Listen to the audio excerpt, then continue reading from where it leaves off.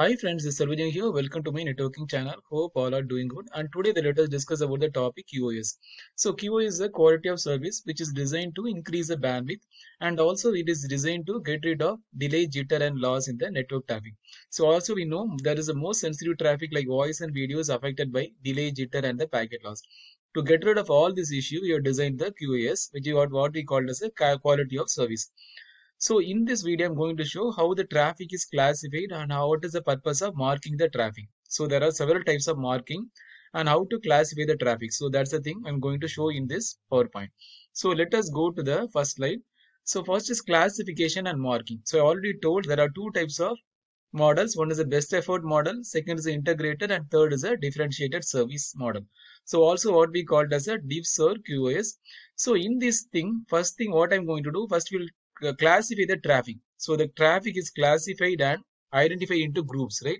So that is organized into groups. So that is done using a class map. So class map is always used to classify and organize into several groups, because there can be several type of traffic like voice, video and UDP and any application related traffic. So first of all, I have to organize the traffic into several groups. Then I have to decide which traffic I have to prioritize. Whether I have to prioritize the voice traffic, video traffic before the data traffic. So then I have to mark it on boundaries. So traffic must be marked on trust boundaries. So what is this? Nothing but, so why we are performing the marking? So marking is mainly done to prioritize the traffic. So there are two types of marking. One is a layer 2 marking and a layer 3 marking. So layer 2 marking done at the frame level and layer 3 marking done at the packet level, which I'm going to show now. So the third thing, once I have done the marking, then third thing I will apply to the interface using the service policy command. So these are three things you have to know. First is a class map for organizing traffic, and policy map is used to apply the specific level of service. And third, I will apply to the interface using the service policy command. So differentiated QoS is a scalable QoS, right?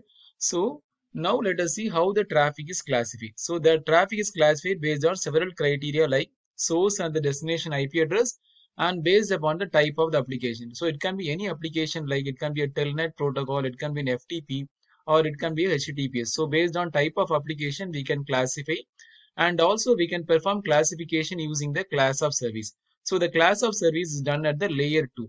It is done at the frame level. Also, when the frame is encapsulated with 802.1q encapsulation, at that time you can use this class of service. So it is done at the frame level. So this what we called as a layer 2 marking, and type of service what we called as a layer 3 marking, which is done at the packet level. And MPLS, there is a 3 bits done for marking what we called as a MPLS EXP. This is done for the MPLS marking. And also we can specify the access list to identify the traffic based on any address or a port. So these what we called as a traffic descriptors. How the traffic is classified based on this various factors, right? And let us see what is the NBAR. NBAR is a network-based application recognition. So through this, it has a specific intelligent classification. So it has a specific intelligence which will perform the deep packet inspection. So it will do a dynamic protocol discovery and the automatic traffic classification. So that is the purpose of NBAR.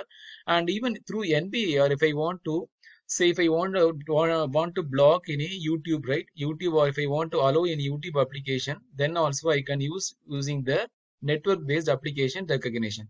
So it will do a dynamic protocol discovery and a automatic traffic classification, and it will inspect packet at the application level. There is a layer 7 application layer. So it will inspect the packet. So that is the purpose of network based application recognition. So through this NBAR, I can also block or allow any specific protocol. If I want to block any specific application, I can use it through NBAR. So what is marking? First thing I already told, we have to organize and classify the traffic using the class map. Then I have to decide whether I have to do the layer 2 or the layer 3 marking. So if I want to perform marking at the layer 3 level, then I have to do the layer 3 marking, right? So that's the thing. So the traffic is marked to prioritize the high priority traffic over the low priority traffic. Say if I want to prioritize the video and voice traffic before the other traffic, then I can do the traffic marking. So based on the marking, it will prioritize the traffic. So what is the trust boundary? So the point on the network where the traffic is classified and marked what we called as a trust boundary. So assume we have a access switch, and to the access switch I am having connected a host and the phone, Cisco IP phone. So we want to trust only that I can specify the marking on this corresponding thing.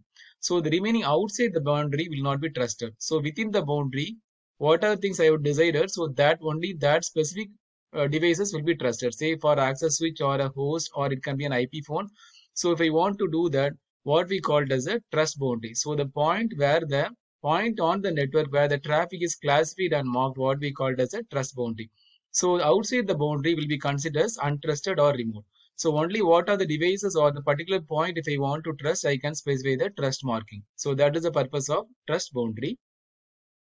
And I already told about class maps. Class map is used to organize or classify the traffic using the class map. Then you have to apply the specific level of service. So what type of treatment and what is the traffic you want to prioritize. So that is done using the policy map. After that, we will apply the policy to the specific interface using the service policy command. So this is the purpose of class map, policy map, and service policy. So this work in DivServ model. That is a differentiated services model, right? And now let us understand the layer 2 marking. So I already told about layer 2 marking, it done at the frame level. So Ethernet will do the layer 2 using the 802.1p. So what we call it as a class of service. So this class of service is used whenever you are enabling any trunking with 802.1q. So this is done using on Ethernet. And frame relay will use the marking. Discard eligible DE bit is used for marking. And ATM is a cell loss priority. And MPLS, I told it is an EXP field. So there is a 3-bit field in MPLS packet. So this packet is used for marking, layer 2 marking. So these are the type: routine, priority, immediate, flash, flash override, critical, internet, and network control. So also keep it in mind, this both the things I can't do any marking because this is reserved for inter-network control and the network control. So what is that? So this I have specifically reserved for the routing protocol and other network thing. So I can't use this. So remaining things I can use it for marking, right? So the first thing is for best effort forwarding. So second is for medium priority forwarding, and third is for high priority forwarding. So based on the application, I can just prioritize this marking, right? And what does the layer 3 marking? Layer 3 marking is performed using type of service. So this I had already told. Layer 2 is class of service, and layer 3 what we called as a type of service. So there are two types of layer 3 marking. First is a precedence, and second is a differentiated services code point. So precedence, the first 3 bits. So this is a precedence. So first 3 bits, right? So this we call it as a precedence marking. And in DSCP, only thing is they have redesigned the precedence into DSCP. So the first 3 bits is for precedence. So if there is a 6 bits, we call it as a DSCP marking. I'm going to explain now. So let us go to the thing. I already told the first 3 bits identify the precedence. So there are total 8 values. So in that value, the first 3 bits is identified for type of service. So always packets with the higher precedence value will provide a better level of service. So as long as the precedence is higher, we'll use it as a better level. We'll have a better level of service. So that is the purpose of precedence. So the first 3 bits identify the precedence. These are the 3 bits. It identifies the precedence. So based on the application, we can prioritize. This application best effort forwarding we are doing for routine, and priority 1 it is a medium priority forwarding, and priority 2 it is for high priority forwarding. So this is the way we can assign the layer 3 marking. That's a layer 3 marking, packet marking. It's done at the packet level. The first is the precedence. The first 3 bits identify the precedence. So by default, all the traffic will have a default value of 00, and it is forwarded on a best effort basis. So this is the default thing. It is forwarded on a best effort basis, right?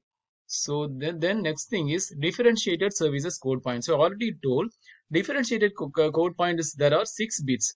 So how it is classified is the first 3 bits we call it as a class selector, and the last 3 bits it is identified for a drop precedence. So always the first 3 bits we'll use for class selector. So there are 4 different classes. So this is the default class. We'll use it for best effort forwarding. Already seen that. Second is a class 1, class 2, class 3, and class 4. So all these classes 1 to 4 you are using for assured forwarding. So AF is nothing but a assured forwarding. And EF is nothing but a last class is EF. EF is nothing but a expedited forwarding. So in this expedited forwarding is the as long as the class is higher, it will provide a better level of service. So that is a key point you have to understand about DSCP. So if it is an EF, there is no drop precedence and this will have a better level of service. So always this is more preferred compared to other traffic. And what is an assured forwarding? So assured forwarding is start from class 1 to class 4. So class 1, class 2, class 3 and class 4. So first thing, define the class. So this is a class. So the class 1 1 and this define the drop precedence. So AF 1 1, the last bit is what drop precedence, right? So this is one first drop precedence. This is drop precedence values 2 and this is drop precedence values 3. So always keep it in mind as the class this is higher always. AF41 is comparatively better compared to AF11 because this is having the higher class. So always the higher class is preferred first. So this is a lower thing, right? And compared to this two thing I want to show you. Which one is better, AF11 or AF13? Because AF11 is always better. Why? Because AF13 is having more drop precedence. So the more packets will be dropped compared to this. So this one less drop precedence. This will be having the higher drop precedence. So comparatively this will be better. So coming to class, AF41 will be always better compared to AF11. So these are the key points you have to understand. And EF is the highest class which will have no drop. So the packets will not be dropped in EF. So these are things I want to show you. There are 6 class selectors. I already told class 0 is used for best effort forwarding and class 5 is always highest. Always the highest is good and it is reserved for most sensitive traffic. So which is the most sensitive traffic like voice or video, we can assign this EF, expedited forwarding. Why? Because there is no drop in this expedited forwarding. There is no drop precedence in this expedited forwarding. And within each class selector, traffic you have seen a drop precedence. This we already told, right? So packets with the higher drop precedence are more likely to be dropped during the period of congestion than the packets with the lower drop precedence. So this is the thing I told. This will have the more packet drop. This will be having the less drop precedence, right? It is 1, it is 3. So comparatively, this is better. And class wise, always the highest class is better, right? So assured forwarding classes, class 1 to 4 is assured forwarding and class 5 is the expedited forwarding. This is reserved for most sensitive traffic and because it does not have any drop precedence. Yeah. So now let us understand what is MQC. So MQC, it is a improved CLI implementation. So there are 3 categories. First we'll classify the traffic using the class map. Then we'll define the QoS policy using the policy map. Then after that, we'll assign to the interface using the service policy. So these are the key points you have to keep it in mind. First, we'll organize the traffic. So there are several type of traffic over a single link, right? So first, we have to understand which traffic you want to prioritize. So we have to first organize the traffic into several classes. So based on the traffic requirements, we'll organize the traffic. Second thing, we'll just prioritize the traffic using the QoS policy map. Policy map is used for, we'll just do a marking. I already told, right? Either layer 2 or a layer 3 marking will perform using this policy map. Then I will assign to the interface using the service policy. So these are things you have to know about MQC. It is an improved CLI implementation. So that's all for this. So this is thing I want to show about QoS classification and marking. So the key points you have to understand is first we have to know what are the traffic you want to prioritize. Based on that, I have to do the traffic classification. And second thing, I have to decide whether I have to do a layer 2 or a layer 3 marking. If I want to do perform marking at the frame level or the packet level. So based on that, I have to perform the marking. So then I have to decide which traffic I need to prioritize, whether to voice or video. So that is the purpose of policy map. And third thing, I have to decide which interface I have to apply or ingress or a egress interface I have to apply. So that thing is done using the service policy command. So these are the key points you have to keep it in mind. So I hope you enjoyed this video. Thanks for watching. Please subscribe for more videos. Thanks and have a wonderful day. Thank you.